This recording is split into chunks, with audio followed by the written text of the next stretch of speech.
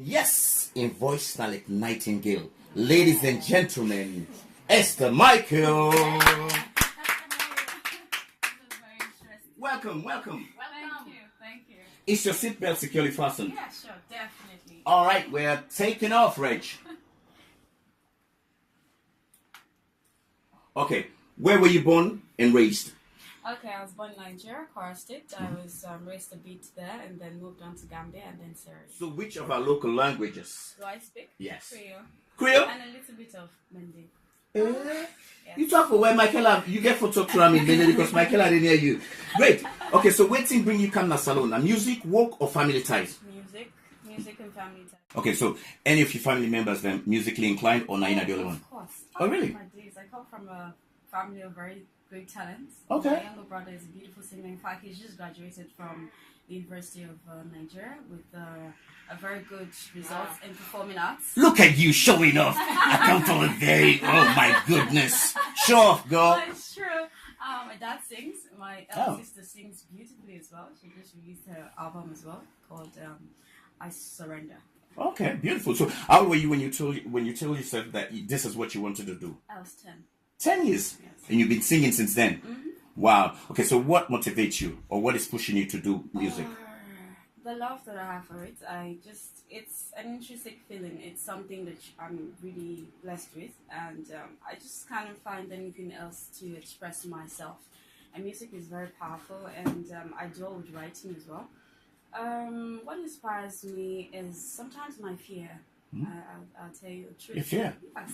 Fear what? Fear of not really getting to where I really want to go to or where I want to get to, and fear of people saying, "Oh, you're not good enough," and fear of people not really appreciating you. Okay, so it goes back. Many people would not know this. I mean, except for interviews like this where you're allowed to express yourself. At 10, I went to school and I got to the administrative building, and the teacher looks at me and says in an African local language, those of us who understand but are interprets, it means this girl is not pretty, she's just fair. And so I grew up with a very low self-esteem. And Oh no. that really bit me a lot. And so sometimes when I come up and some girls just look at me, oh, you're not pretty, you're just light skin, it really got to me. But with time, with God helping me to understand who I am in Him, I started writing and I got through it. The only time I really feel comfortable is when I'm on stage, you know, singing. That's the time I know I feel I'm in control. You know what I mean? Nobody can do this better than me right now. I'm sorry. Well, let me say this to you. You're beautiful and you sing well. You're one of the most talented young ladies I've ever come across. That's the honest truth. So for those who are saying that you're not amount to anything, they don't know anything. No, believe you me. Don't. All right. And that actually sprung up to me doing my Live Your Dreams, and that's how it started because I wanted to encourage myself, and I thought that okay, if I have these issues, I'm sure other young women out there also have the same. So I started that show. Yeah. Wow. So basically, you want to become an inspiration to others. Yes, to other young girls. Wow. Okay, and obviously you come from a very musically inclined family. And I come from a very strong Christian home as well. Beautiful. Yeah. And how supportive have your parents been? Oh, my dad has been amazing. My dad is my #1 fan. Okay. And so sometimes when I was a little younger, we'd be watching Shakira and he'd be like, Esther, you know you can dance like that. Shakira? My dad's a bishop. Yeah, he just made me... I would remember very well what my dad always said, and he says, "You've got all it takes to be a millionaire. You know, it's all in you." My dad didn't really have much to offer us growing up. You know, I had to really see myself through most of the way. Anyways, that's another day. But I bet you he offered love.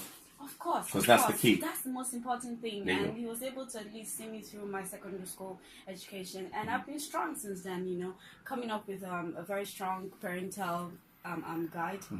The aunties and uncles who are very spiritually endowed, you know what I mean? And they'll tell you this is how you have to go. But I also had to make my own mind. I had to grow believing that I could be who I wanted to be, and I just needed to be on the right track, you know? Yeah. Talking about education, primary, secondary, if possible university, where did it all take place? Okay, primary was in Nigeria, secondary was in Gambia, and a bit of my tertiary was here as well.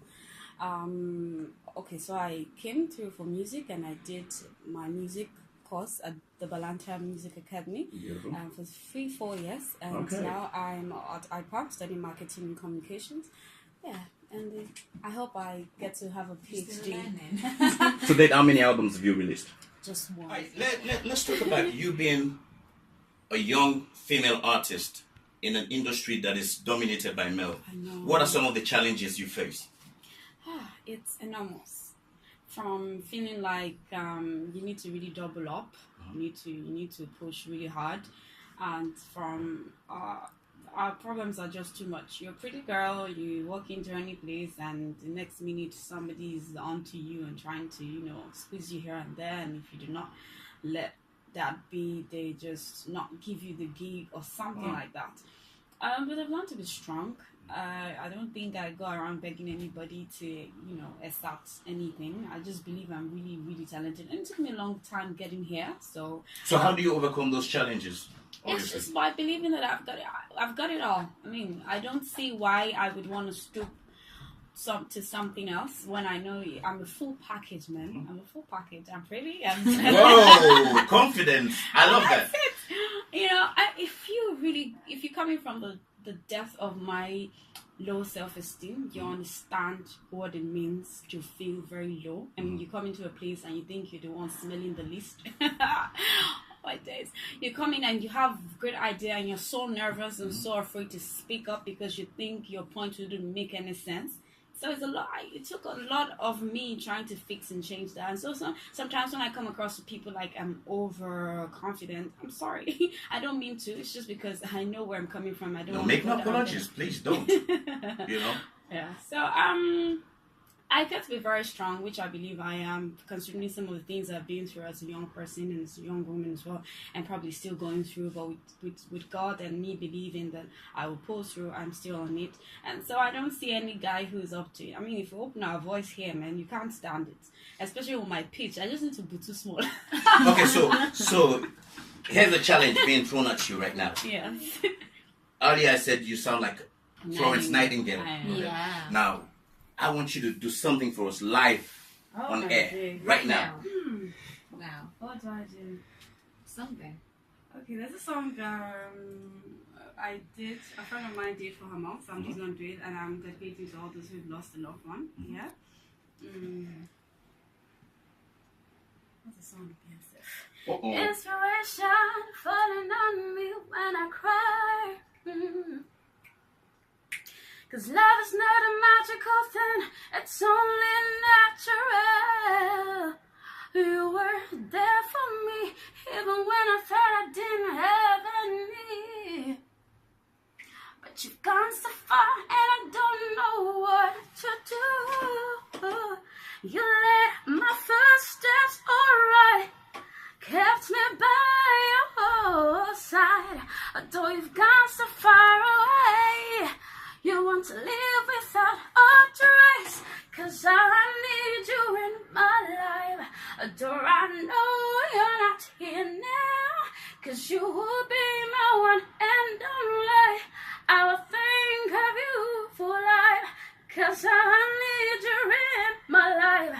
Adore, I know you're not here now, cause you will be my one and only. I will think of you.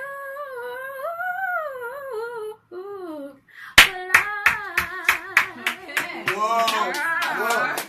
At least you're proving me right. Very good. Now let's talk television. Okay. How did that come about for you as a presenter, one of the top presenters in the country? Wow. Oh, that's a new one. Thank you very much. No, it's not a new one, actually. Okay, so 4 women really inspired me coming up. One is my mom. Second was Oprah Winfrey. Third was Whitney Houston. And fourth was Genevieve Nnaji. So I think a lot of all these people. And as I grow, I changed my mentors. But my TV started off with Oprah Winfrey. Okay. Watching her at 10. I was very young. And I just thought I could do something with myself on TV, And I got a job at the bank when I was 19. And I'd take a newspaper and I'd read for my colleagues. And they're like, you should be on TV. So at 10, my uncle will always have a morning devotion. And he would always get me to read because I was really crappy at reading. And he thought, okay, since you can't read, you'll be reading the Bible passages every morning. So I think that's where my love for reading started. Every morning for 5 10 years, I kept reading. And so that's how it started for me. Okay, now that you rub in your 9 to 5 on Star TV, how do you manage your time? Doing music? Because obviously being a presenter is very much demanding. So how do you manage that? How do I manage? I don't know. I just manage. I just manage. Okay. It's crazy. I have to obviously have a schedule. Thank God I just have a new manager who told me, okay, Esther, you need a journal. You to scatter. In his own terms.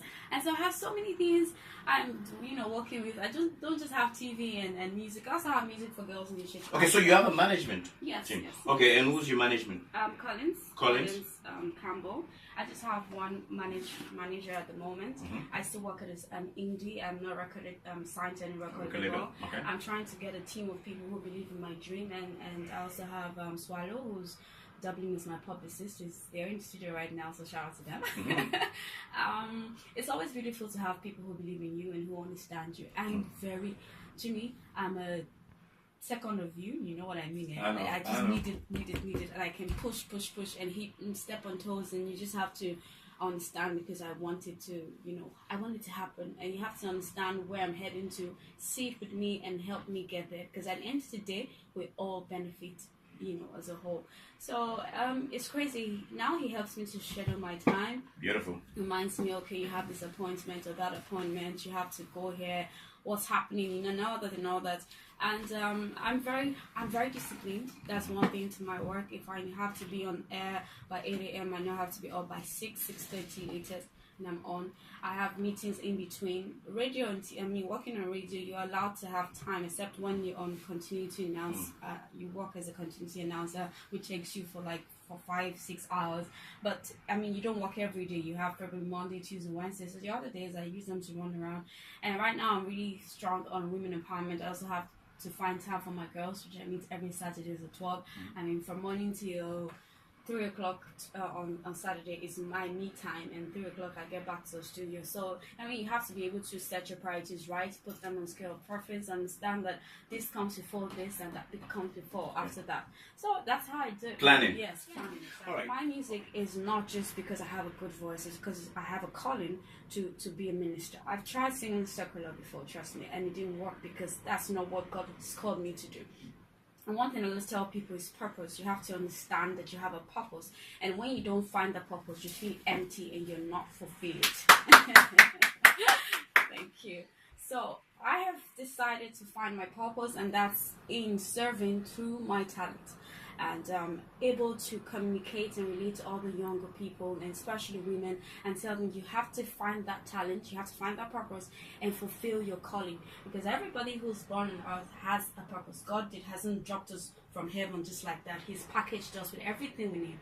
So everything I am, or everything I try to give, is as a result of what I've felt at some point in my life, and the best way I find to communicate that is through music. So that's my best moment. That's, like I told you, that's the only time I feel like I'm in control. And sometimes, yes, for my TV show as well. But TV show, you have your guest who's going to interrupt once in a while. It's not your show when you're running your TV show. You're, getting a guest on. So it's about the guest, basically. You know what I mean? So you're sharing the stage. Well said. Okay. So what's the name of your female group? Oh, Music for Girls Initiative Africa is an organization that is geared towards girl empowerment through the performing arts.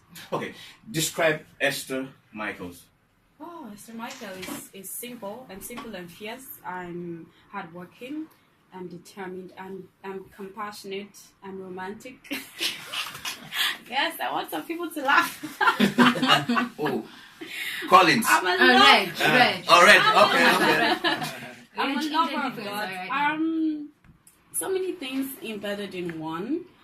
I'm focused. I'm very, very determined, and most importantly, I like to share, and I like to help people find who they are, because I believe that's why I felt so low at some point in my life. So God, He was teaching me what some people go through, when they're so low, and that's what I want to do, help people. I'm somebody who helps people find themselves. I'm somebody who tells you, you know what, it's okay to feel this way, but this is not really who you are. You can be better. You just need to, you know, resonate within yourself and see within yourself and understand that there is no limit to what you can do. So I'm somebody who tries to bring the light to people. Yeah, that's why I mean, it's like I'm trying to blow my own whistle now, but no, go ahead, sound your trumpet, girl. I'm just saying, what you see is what you get. You know, you come to me not straightforward. I tell you I'm straight. I mean, I some people when they see me, it's like, you're so interesting. I'm just me. I just speak my mind, you know. And sometimes I have clashes. I seem to come across rude or aggressive. I'm sorry, but it depends on how you approach. But again, I'm working on it because I don't think that's a good way to deal with certain things. Because somebody comes and says, "Oh, you're stupid," and you go, "Ah, you're stupid as well." I mean, what does that say? It doesn't sound like somebody who's supposed to mentor other people. So that's something I'm really working on. But again, you need to know where to draw the line. Some people will just want to step on your toes and try you. You know what I'm saying? And I tell you, this is where it stops for you, babe. The good thing is you recognize your fault and you're trying to work it. Beautiful. Okay, Esther, let me talk about your female group here. Waiting at the initiative, waiting actually inspired that. Okay, listening to me from the start, what inspired that is my downward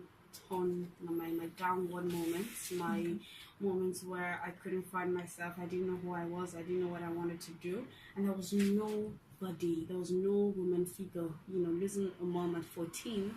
You know what I mean? There was nobody. There was no mother at all. You fathers are there, yeah, but there's this thing with your mother and, you know, having somebody.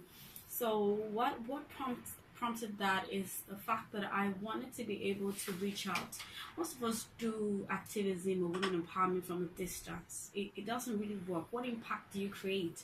So it started off with me loving music, of course, and I discovered that we have lots of talented young girls in Sierra Leone.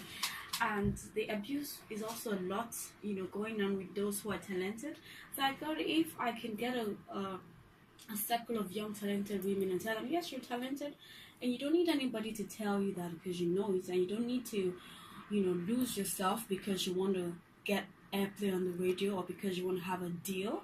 Because I think if you're talented, that sells you alone. You don't need any extra, you know what I mean? Yeah. So it was about creating a safe haven and also mentoring and protecting, you know, the rights of young women and helping them find themselves, understand who they are, and helping them understand that through the talents they can use that to disseminate information that would also express their fears and express what they want to see changed in the life of young girls. So you're already familiar with the rape and the sexual harassment and all sorts of funny things happening to girls. I want to use the performing arts to relate these issues and tell people what we want to see change. So it's about using music, it's about using song, instruments as well, it's about using drama, it's about using dance, and, you know, to express the pain that we feel and to also speak up as to what we want to see changed in the lives of young girls.